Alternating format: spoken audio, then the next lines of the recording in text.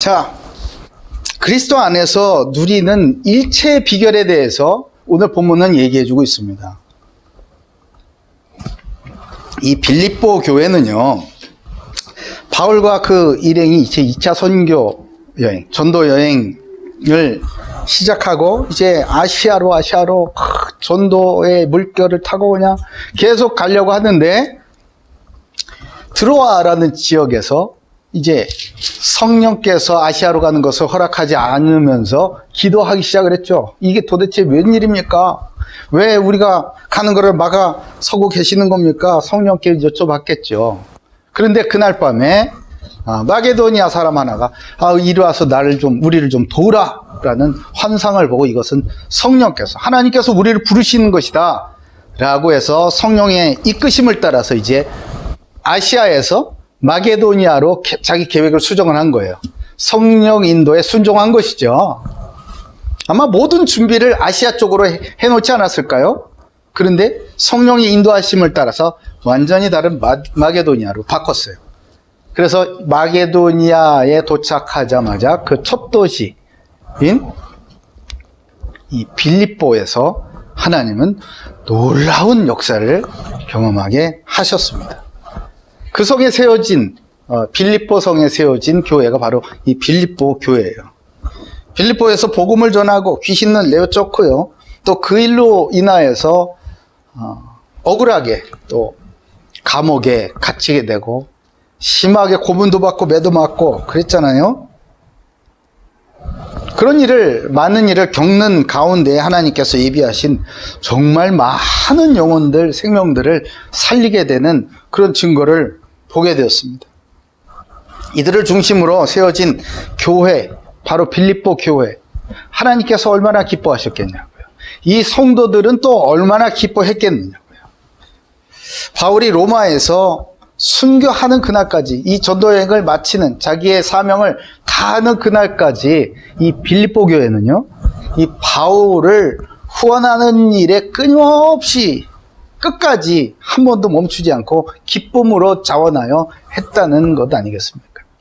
바울도 그것을 알기 때문에 다른 곳에서 오는 그 연보를 받지 않고 오직 빌립보에서 주는 그 연보를 받아들고, 기쁨으로 하는 그 연보를 받아들고 서로 기쁨을 나눴다는 거 아니에요. 비록 바울은 이 빌립보서를 기록할 때 로마 감옥에 있었습니다. 감옥에 갇힌 신세였어요. 그 감옥에서 편지를 쓰고 있지만 바울 자신은요, 환경과 상황 때문에 빼앗길 수 없는 그런 기쁨과 즐거움으로 늘 충만함을 누리고 있었고요. 그리고 바울이 어디에서 어떤 환경에서든 누리는 그 기쁨과 즐거움의 비결을 빌립보 교회의 교인들에게 전달해 주고 싶어서 쓰게 된 편지가 바로 빌립보서입니다. 바울이 그리스도 안에서 누리고 또 빌립보 교회 성도들에게 전하고자 했었던 이 기쁨과 즐거움의 비결을 오늘 말씀을 통해서 고대교회 모든 가족들에게도 전달이 되어서 늘 기쁨과 즐거움으로 충만케 하게 해주실 줄로 믿고 오늘 말씀에 큰 은혜가 있기를 주님의 이름으로 축복합니다. 자, 그리스도 안에서 누리는 그 일체의 비결, 그 첫 번째는 바로 자족하기입니다. 자족하기. 11절을 같이 읽어보겠습니다. 본문 11절이에요. 자, 읽습니다. 시작.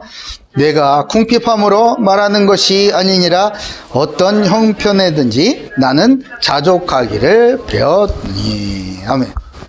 그리스도 안에서 만족함을 배웠다는 거예요. 자족한다. 스스로 만족한다. 그만하면 됐다. 내가 부족함이 없어. 라고 말하는 거죠.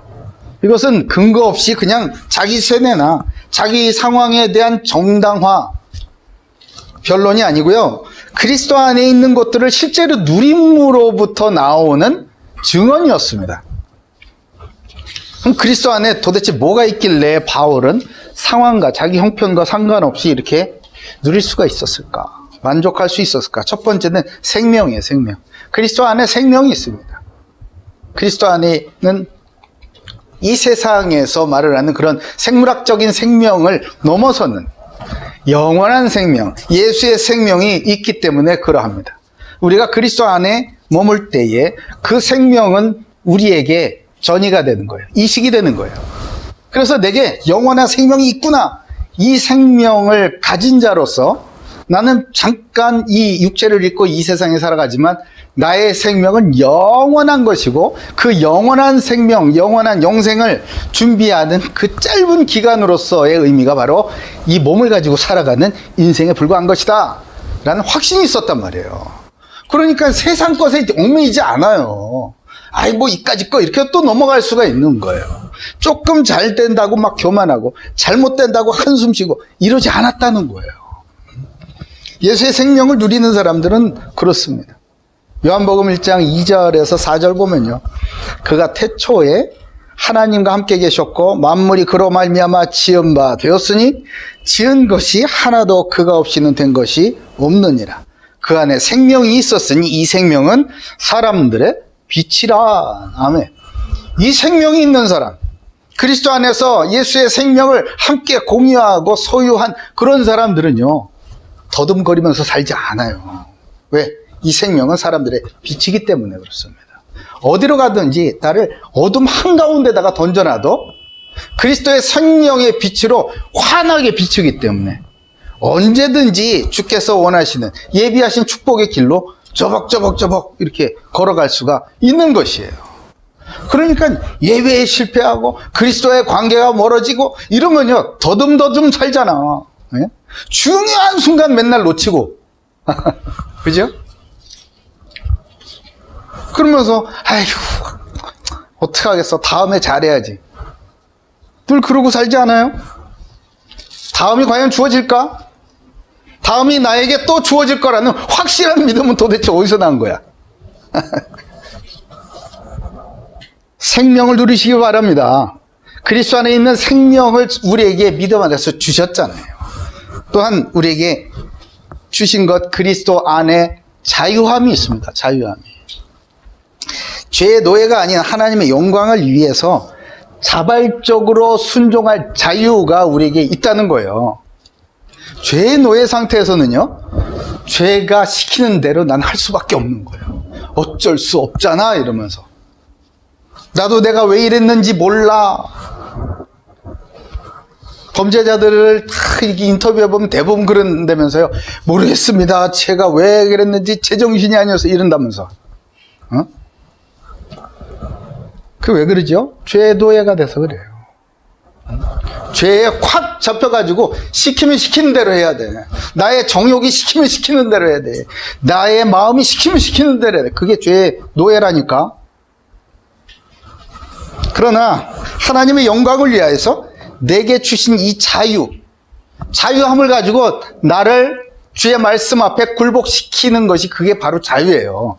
죄를 짓지 않을 자유, 죄를 거부할 자유, 나를 하나님의 말씀에 순종시킬, 굴복시킬 자유, 이 자유함이 내게 있다는 겁니다.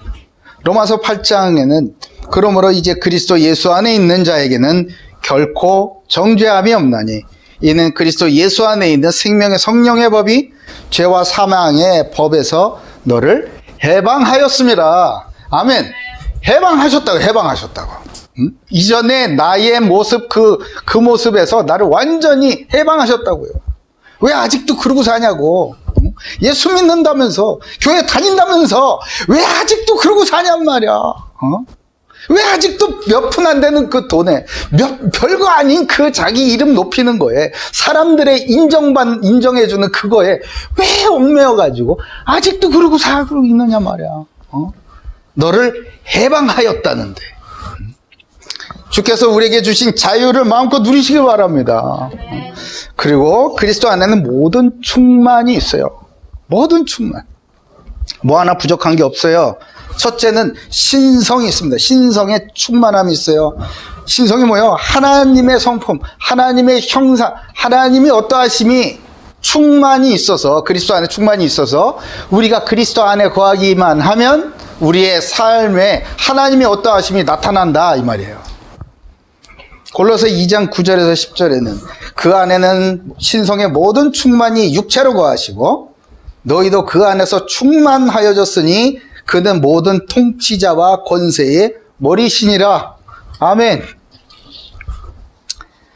세상의 통치자와 권세에 짓밟히고 눌려가지고 시키면 시키는 대로 하고 이런 것이 그리스도인의 삶이 전혀 아니다. 전혀. 그렇다고 범법을 해라. 그게 아니에요. 그게 아니에요. 진리를 버리고 그리스도의 삶, 그리스도인으로서의 삶을 버리고 세상 권세에 눈치 보고 눌려가지고 끌려가는 건 노예의 삶이지. 응? 모든 신성이 그리스도 안에 충만하였기 때문에 우리도 그 안에 있을 때에, 그리스도 안에 거할 때에 우리의 삶에 하나님의 놀라운 거룩하심과 위대하심이 우리의 삶에 나타나는 것이에요. 또한 만물이 충만합니다. 만물이 충만해요. 교회는 그의 몸이니 만물에서 만물을 충만하게 하시는 이의 충만함이니라. 그리스도 안에 모든 것이 다 있습니다. 다른 데 가서 구할 거 없어요. 그리스도 안에서 주께 주목하고 주님께 순종하고 있으면 주님께서 우리의 인생에 두신 그 언약을 따라 완벽한 하나님의 시간표와 완벽한 하나님의 선하심을 따라서 모든 것을 다 채우시고 조금도 부족함이 없게 하심을 여러분 믿으시기 바라요. 그게 계산이 안 맞는다니까. 계산이야. 내 머리는 이렇게 계산하면 딱 맞아야 되는데 이상해. 계산이 안 맞아. 언제나 플러스예요. 언제나 플러스. 언제나 남고 넘치고 그렇게 채워주시는 분이 바로 우리 하나님을 믿으시기 바라요.